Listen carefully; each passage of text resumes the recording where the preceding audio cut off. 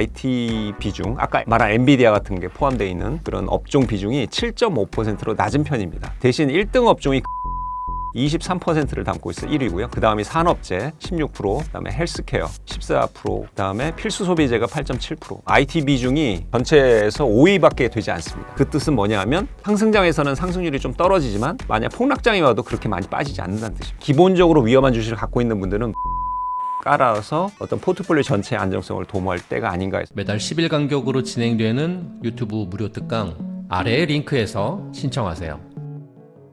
저는 증권사 5년 그리고 매일경제신문에서 20년 그래서 투자 현장 경험은 25년 정도 됐습니다. 건전하고 장기적으로 마음 편한 행복한 투자를 위해서 그런 내용들 얘기하러 나왔습니다. 국내 ETF 시장이 날로 성장을 하는 가운데 300조를 돌파하며 상품 수만 1000개가 넘었다고 하는데요. 현재 ETF 시장은 좀 어떻게 보고 계실까요? 200조가 넘었던 기사를 많이 본 게 엊그저 같은데 300조를 넘었네요. ETF 시장은 날로 이제 성장할 수밖에 없고 우리가 쉬는 이 순간에도 그 상장사들이 열심히 일을 해서 실적을 내고 그 이익을 또 주주들이랑 나누고 있기 때문에 그런 종목들이 포함된 ETF도 같이 커지고 있죠. 그래서 ETF 시장은 좋을 수밖에 없고요. 특히 국내 ETF 시장은 이제 지수 자체가 워낙 좋기 때문에 2026년 들어서는 좀 더 국내 업종에 대해서 관심이 더 늘어나는 것 같아요. 그래서 이런 선순환 구조는 국내 지수와 그다음에 ETF, 그다음에 배당 관련 ETF 역시도 함께 동반 성장할 수 있는 좋은 기회를 맞았다 생각되고요. 그다음에 이제 여러 가지 세제 혜택이나 그다음에 절세 계좌들도 잘 돼 있기 때문에 국내 ETF에 관심은 계속 커질 것으로 보입니다. 최근 ETF 열풍으로 엄청난 성장을 한 것 같습니다.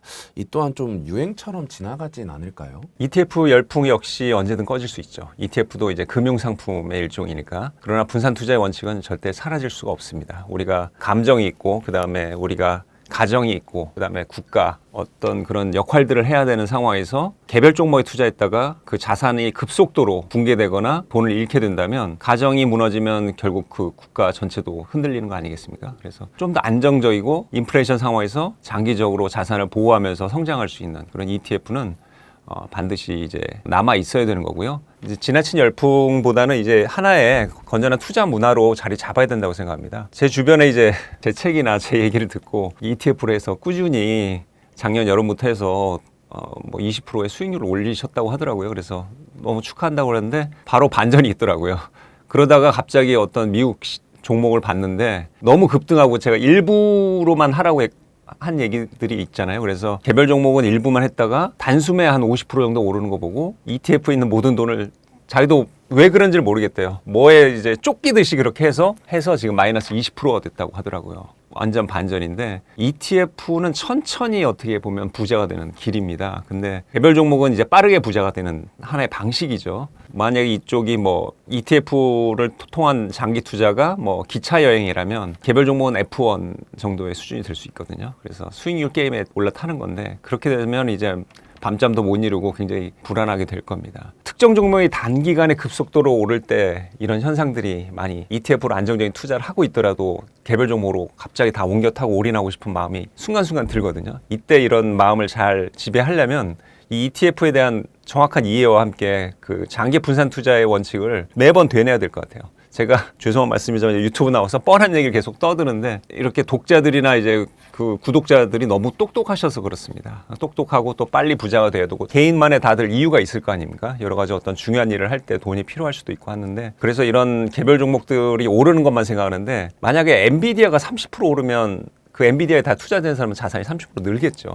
근데 만약에 S&P 500으로 간접 투자한 사람들은 이걸 계산을 해보니까 S&P 500은 그날 2.1%밖에 오르지 않습니다. 근데 만약 엔비디아가 30%가 폭락을 했습니다. 그러면 지수 ETF, S&P 500 ETF는 2.1%밖에 빠지지 않습니다. 바로 이런 하방 안정성 때문에 우리가 ETF를 투자한다는 걸 잘 아시고 우리가 그런 고속 성장주는 많이 올랐기 때문에 급락할 수 있다는 것을 항상 대비해야 되기 때문에 이런 ETF로 안전판을 깔아놔야 되는 거죠. 그렇다면 2026년에는 어떤 주식들이 좀 시장을 이끌어갈 것이라고 좀 보시나요? AI를 포함한 IT 주식들이 될 겁니다. 그래서 이런 주식들은 이제 또 ETF를 보시면 되는데 요즘은 이제 흑백 요리사 끝난 것 같은데 최종 우승자들 비유하면 AI 사업자는 셰프라고 요리사라고 생각하시면 됩니다. 그래서 정말 맛깔난 요리를 통해서 가장 전면에 나서는 거죠. AI 어떤 거에서 가장 이름이 높은 그런 뭐 엔비디아나 빅테크들이 되겠죠. 근데 반도체는 음식 재료의 시장을 이끌어가는 주식으로 보려면 반도체는 음식 재료라고 볼 수 있습니다. 그래서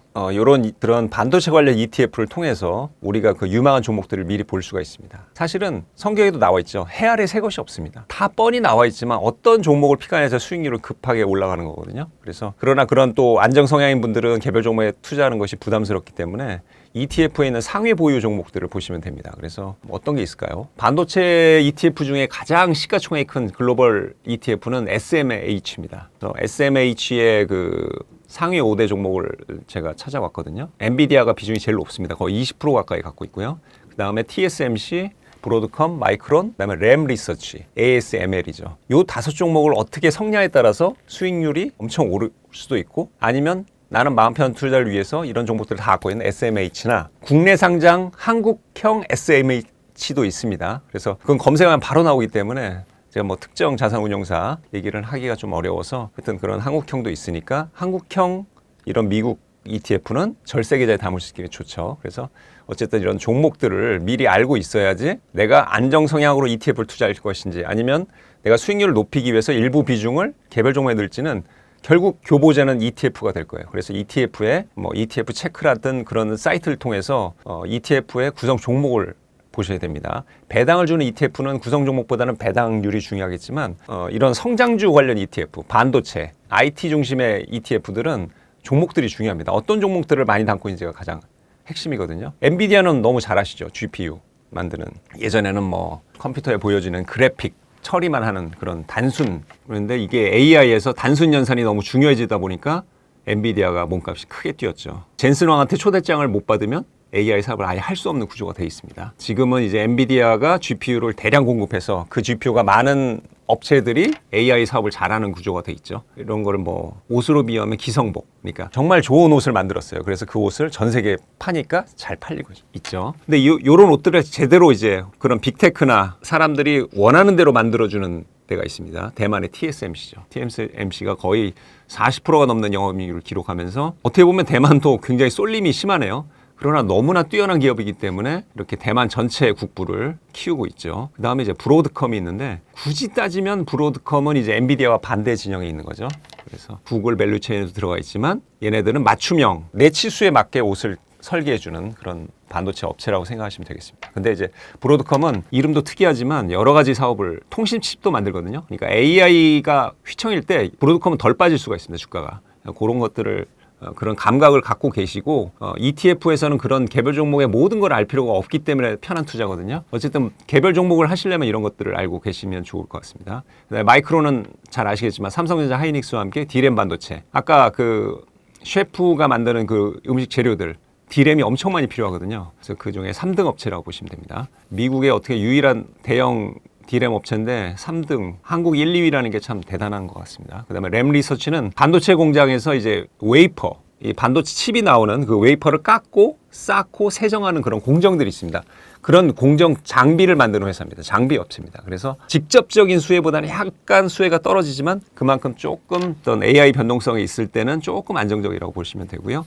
ASML도 마찬가지입니다. 이거는 이제 빛을 쏴서 이제 반도체를 이제 그리는 가장 비싼 장비입니다. 반도체 사업을 하려면 ASML 장비를 들여놔야겠죠. 이 장비를 많이 갖고 있는 데가 더 유리한 그런 구조입니다. 이런 종목들은 지금 말씀드리니까 뭐 엔비디아, 뭐 브로드컴, 마이크론 미국이지만 TSMC는 대만이고 ASML은 네덜란드 업체니까 글로벌 분산도 되겠네요. 그래서 SMH를 많이 얘기하는 거고 시가총액이 그래서 제일 많은 돈이 몰려 있는 거거든요. 근데 내가 이제 수익률 게임에 좀 본격적으로 나서고 싶다 그러면 이런 종목들의 비중을 높이면 되겠죠. ETF가 있지만 추가로 더 가져서 그러나 이제 한 종목에 올인하는 건 위험하다. ETF로 안정적으로 쌓은 수익을 다 날아갈 수 있다. 이런 점도 유의하셔야 됩니다. 최근 2026년 국내 증시 ETF 키워드 대반전을 공개했는데요. 대표 지수랑 월배당, 반도체와 로봇, 전력과 인프라라고 합니다. 작가님의 생각은 좀 어떠실까요? 동의합니다. 대반전.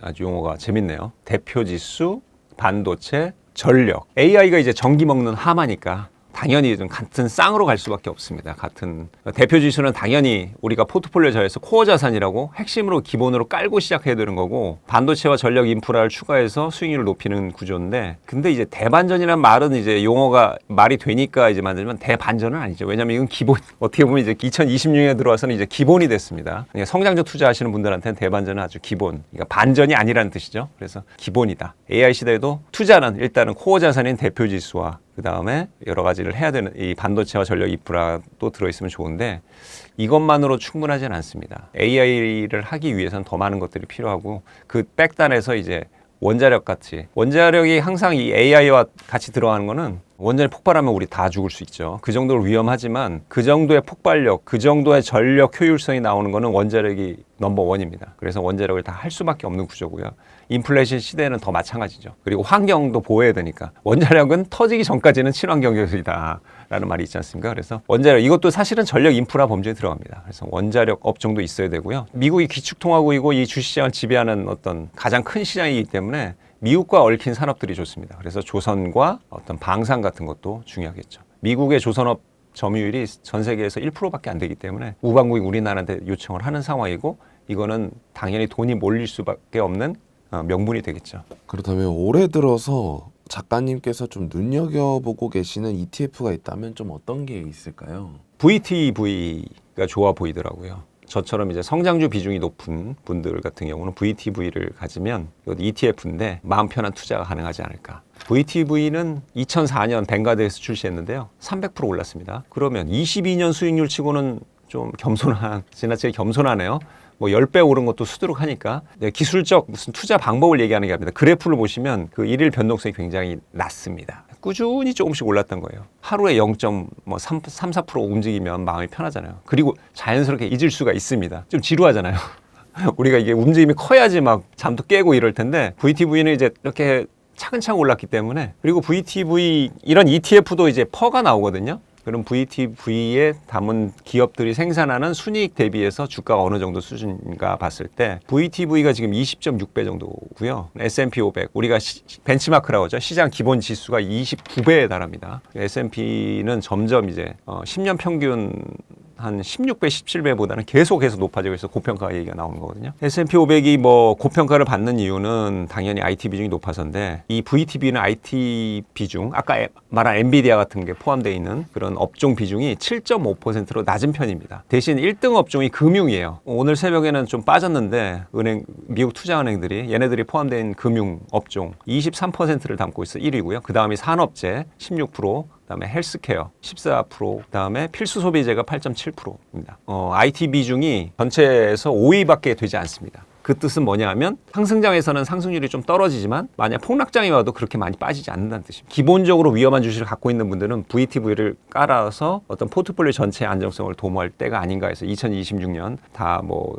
이번에는 빠지겠지 이런 지금 생각들이 많으신 것 같아요. 그래서 불안한 마음이 있으면서 내가 막 엔비디아가 뭐 비중이 많고 뭐 펠런티어 뭐 아니면 삼성전자 하이닉스 이런 것들이 많다. 그러면 이제 VTV로 편한 투자를 가질 수가 있고요. 배당 수익률이 은근히 나옵니다. 분기 배당인데요. VTV는 연 2% 정도. 그러면 배당이 또 안전막이 될 수가 있잖아요. 주가가 많이 빠지더라도. 이 ETF의 철학은 고평가된 종목의 비중을 자연스럽게 줄고요. 저평가의 종목 비중이 높아지는 시기입니다. 그래서 고성장주를 담고 있는 그런 투자자에게 적합한 ETF다라고 보여집니다. 그렇다면 이제 공격적인 투자를 해볼 만한 ETF가 있다면 좀 어떤 것들이 있을까요? 당연히 공격도 해야죠.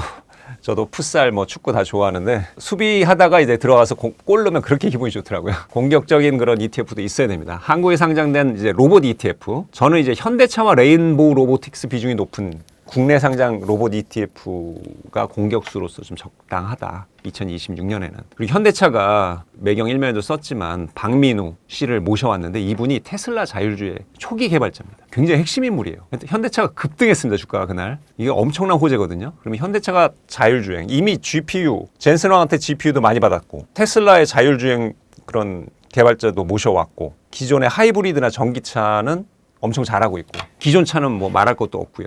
제네시스 이런 거는 사람들이 다 브랜드 인정하고 이제 독일 차랑 비교해도 비교하는 사람들 점점 늘고 있잖아요. 어쨌든 현대차가 굉장히 잘하고 있고 그다음에 배당 수익률 높은 종목입니다. 현대차가. 그래서 앞으로 기회가 왔다. 자동차를 하지만 로봇. 보스턴 다이내믹스가 있으니까 현대차가 자연스럽게 차 관련 ETF도 있지만 로봇 ETF도 있잖아요. 이런 어떻게 보면 약방의 감초 같은 종목들이 2026년에 좋을 겁니다. 그 다음에 이제 국내 상장 ETF 중에 구글 밸류 체인 ETF. 우리나라 사람들이 뭐 엔비디아 중심으로 많이 갖고 계신 걸로 알고 있어요. 사업개미들이. 그래서 이럴 때는 좀 반도체의 제왕이죠, 엔비디아가. 그렇지만 어떤 경쟁자, 대항마가 될 수 있는 구글 중심의 TPU라고 하죠. 구글이 이제 클라우드 사업을 하는데 거기에 고도화하기 위해서 이제 자체 생태계를 짜고 있는 겁니다. 그래서 이거에 지금 당장 새로운 신규 매출이 나오는 건 아니지만 아마 비용도 많이 줄여줄 거고 구글의 어떤 순이익에 도움이 될 거예요. 그래서 이런 TPU 사업이 굉장히 잘 되고 있고 다른 업체에서도 관심을 갖고 있는 거기 때문에 이게 어떻게 보면 구글의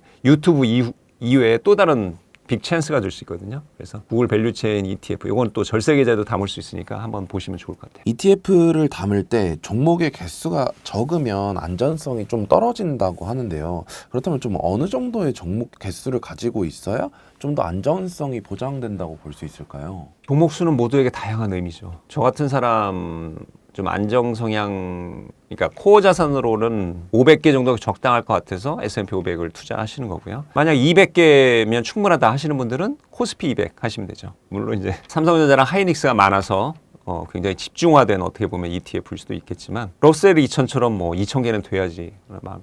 이런 다양성이 사실은 주식시장의 재미와 영역을 넓히는 거라서 종목 수는 체크하긴 해야 됩니다. 다만 이제 좀 주의해야 될 게 많으면 많을수록 좋다고 생각하시는 분도 있고 많으면 많을수록 수익률이 떨어지니까 좀 별로라고 생각하시는 분도 있을 거예요. 다만 ETF라는 이름을 갖고 종목 수가 뭐 한 종목에 관해서 막 이상한 레버리지나 파생 전략을 짜는 종목들이 그런 ETF도 있거든요. 그런 것도 좀 주의하셔야 됩니다. 그래서 ETF에 맞는 되게 집중화된 것도 한 자릿수는 조금 위험하거든요. 그래서 최소한 10개는 넘는데 어쨌든 요즘은 워낙 다양한 ETF가 나와서 저는 이 종목 수도 반드시 체크해야 된다고 보고 자신의 성에 맞는지 반드시 확인해야 되는 대표적인 지표라고 생각합니다. 네, 한국에서는 부동산이 투자의 최고였는데 최근에는 ETF로 많이들 옮겨가고 있는 추세라고 합니다. 이유는 좀 뭐라고 생각하시나요? 글쎄요, 저도 궁금합니다. 저도 어제 그 부동산 관련해서 유튜브 만드시는 그분들 PD를 포함해서 만났는데 부동산 얘기는 거의 안 하고 주식 얘기만 계속 했었거든요. 그래서 일단 숫자 아닐까요? 수익률 지표에서 비교가 되지 않습니다. 우리가 어떤 월 현금 흐름을 나타내는 게 뭐가 있을까요? ETF나 주식 같은 경우는 배당 수익률 같은 게 있겠죠. 부동산에서는 뭐 월세 수익률, 투자금 대비해서 월세를 어느 정도 받는지인데 저도 임장을 좀 다녀봤는데 최근에 그 한강 건너편에 그 비싼 집들이 매매가는 높은데 임대가는 굉장히 낮더라고요. 월세도 낮은 수준이고 월세를 워낙 고가 아파트니까 월세 찾는 수요는 적으니까 뭐 0%대더라고요 거의. 그래서 이런 거는 사실 만약에 배당 ETF인데 만약에 0% ETF면 사실은 투자 가치가 좀 많이 떨어지죠. 주식 시장 같은 경우는 이제 기본적으로 예금 금리랑 비교하니까 수익률이 3%는 넘어야 되지 않습니까? 근데 부동산은 대부분 이를 밑돌고요. 돈이 묶이는 것도 문제입니다. 부동산 만약에 유동성과 부자의 함수에 대해서 얘기했을 때 극단적인 예를 들어보겠습니다. 자산이 51억 있는데 집값이 50억이에요. 수중에는 1억밖에 없습니다. 이분은 자산 기준은 부자지만 어떤 돈을 융통할 때서는 부자라고 보기는 어렵죠. 왜냐하면 그 KB금융보고서나 이런 시중은행들 낸 보고서를 보면 유동성이 20%는 넘어야 되거든요. 부자들이. 그렇게 생각하고 있더라고요. 그래서 부동산은 돈이 묶이죠. 이틀 만에 집을 팔았다. 이거는 어떻게 보면 기사에도 날 거지만 ETF는 이틀 후면 찾을 수 있죠. 돈으로. D+1이니까. 부동산은 돈이 묶이고요. ETF 자산은 아무리 많아도 보유세가 없다는 것이 장점이 있습니다. ETF로 10억 있고 뭐 20억 있고 이래도 나중에 팔 때 세금을 내면 생각하면 되는 거지. 부동산은 팔지 않고 갖고만 있어도 강남 아파트 같은 경우는 보유세가 막대하니까 여러 가지로 불리하죠. 그래서 투자의 어떤 수익률 전쟁에서는 기본적으로 후방으로 밀릴 수밖에 없는 그런 상황이고요. 부동산도 지금 규제가 워낙 많기 때문에 미래를 봤을 때는 서서히 규제가 풀릴 수밖에 없는 구조겠죠. 그랬을 때 이제 수익성이 나오겠지만 아직은 규제가 거래 자체를 꽉 잡고 있기 때문에 거래가 투명하고 자유로운 주식시장 ETF가 훨씬 지금은 유리한 상황입니다.